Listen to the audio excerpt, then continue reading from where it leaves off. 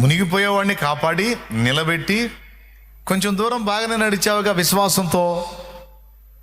మరి విశ్వాసంతో నువ్వు ఉన్నప్పుడు నీ చుట్టూ ఉన్నాయి, నీ కింద ఉన్నాయి నీళ్లు, నిన్ను ముంచలేదుగా. ఎప్పుడైతే విశ్వాస విషయంలో బలహీనపడి అల్పత్వం పొందావో, నీ చుట్టూ ఉన్న నీళ్లు, అప్పటిదాకా నీకు లోబడిన నీళ్లు నీ మీద తిరగబట్ట మొదలుపెట్టాయి. ఈ మాట ఎంత సీరియస్ అంటే, నువ్వు దేవుని యందు విశ్వాసం ఉంచి దేవుని వైపు చూడగలిగినప్పుడు, దేవుని వైపు చూస్తూ నువ్వు అడుగులు వేసినప్పుడు, నీ చుట్టూ ఉన్న పరిస్థితులు నీ కాళ్ళ కింద అణిగి మణిగి ఉంటాయి. అవి నిన్ను మించలేవు.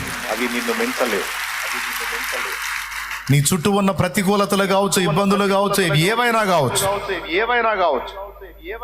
అవి నీ కాళ్ళ కింద అణిగి మణిగి ఉంటాయి. అవి నిన్నేమీ చేయజాలవు. ఎప్పుడైతే నీ దృష్టి మళ్ళించి ప్రభు వైపు కాకుండా నీళ్ల వైపు చూస్తావు, అంటే నీ పరిస్థితుల వైపు చూస్తావో,